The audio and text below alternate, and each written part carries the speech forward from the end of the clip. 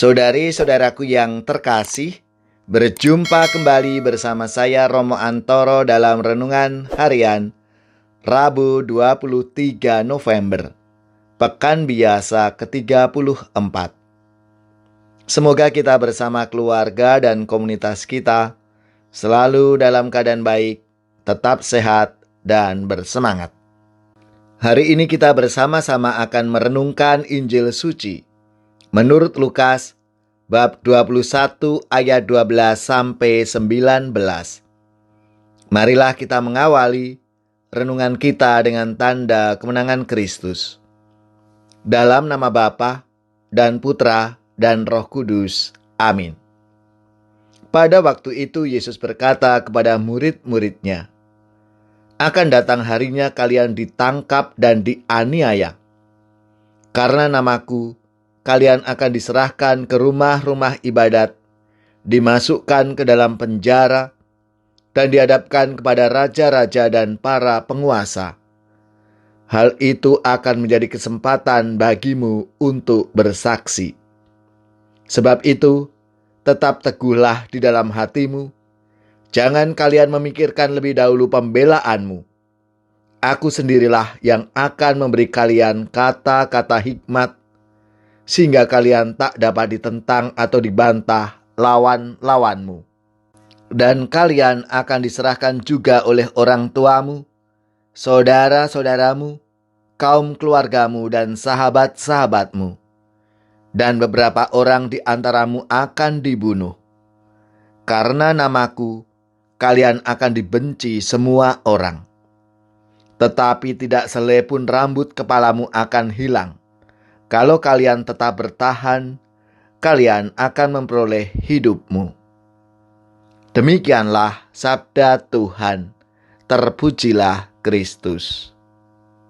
Saudari-saudaraku yang terkasih, kalau kita merenungkan sabda Tuhan hari ini, pasti di antara kita banyak yang bertanya-tanya, mengapa kita seolah mendapat nasib yang tidak baik ketika kita mengikuti Kristus? Banyak saudari-saudara kita sering dianiaya karena iman. Bahkan mereka harus mendapat perlakuan tidak menyenangkan dari saudari-saudara kita yang berkeyakinan lain. Mulai dari dilarang beribadah, dilarang membangun gereja, dan bahkan gereja dihancurkan, dan lain sebagainya. Dari beberapa kasus itu, kita pasti bertanya, di manakah Tuhan Yesus Sang Juru Selamat kita itu? Apakah Yesus tidak mau menolong kita, sehingga Dia membiarkan kita dianiaya?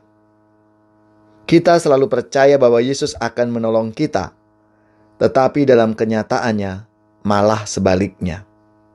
Kita sepertinya dibiarkan berjuang sendirian.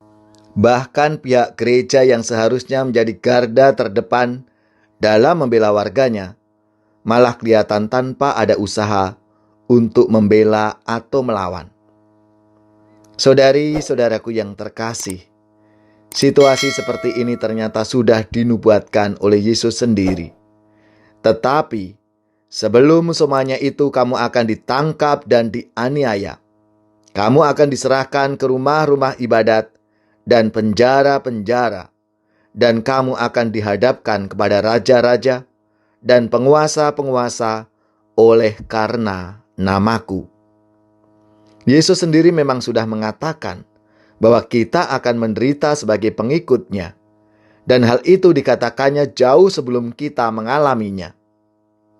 Tetapi ingat bahwa penderitaan kita tidak akan melebihi dari penderitaan Kristus.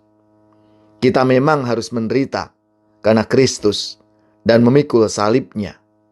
Sebab itulah jalan keselamatan bagi kita. Yesus sendiri telah mengatakan hal itu kepada kita. Bukan jalan kemewahan, bukan jalan kenikmatan yang ditawarkan oleh Yesus kepada kita, melainkan jalan sengsara, jalan salib, dan jalan penderitaan, agar kita memperoleh hidup kekal. Tidak akan ada kebangkitan tanpa salib. Tidak akan ada hidup abadi tanpa jalan penderitaan. Yesus menjamin siapapun yang setia dalam jalan salib, jalan penderitaan yang dilandaskan pada pengorbanan, maka akan membawa kita pada kebangkitan kekal di surga. Ya Tuhan, bantulah kami dalam memikul salib hidup kami setiap hari.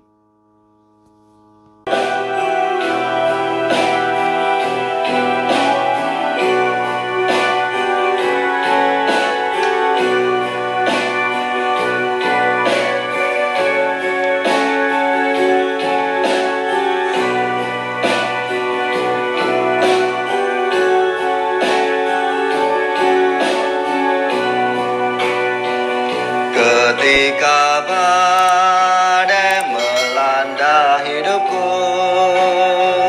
ku berlindung padamu Tuhan. Apabila ombak menimpa jalanku, ku bersandar padamu Tuhan.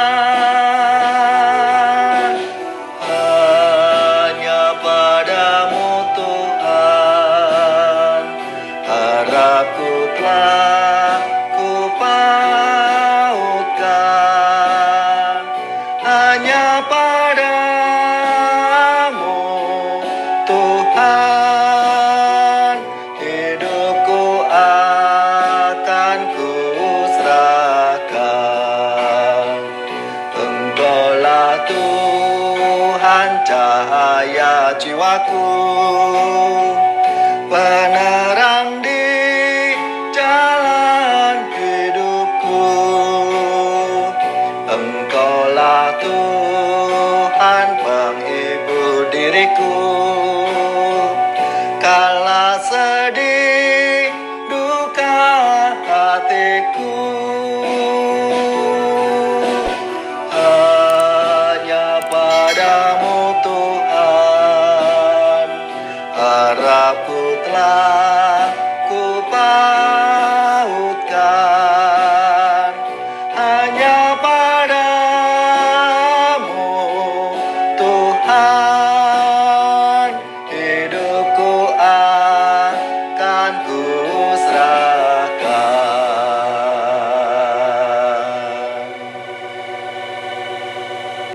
Semoga saudari-saudara sekalian, keluarga-keluarga dan komunitas kita, orang-orang yang kita doakan, mereka yang sakit, yang menderita, seluruh tugas, belajar, pekerjaan, usaha, serta karya pelayanan kita, dibimbing, dilindungi dan diberkati oleh Allah yang Maha Kuasa, Bapa dan Putra dan Roh Kudus. Amin.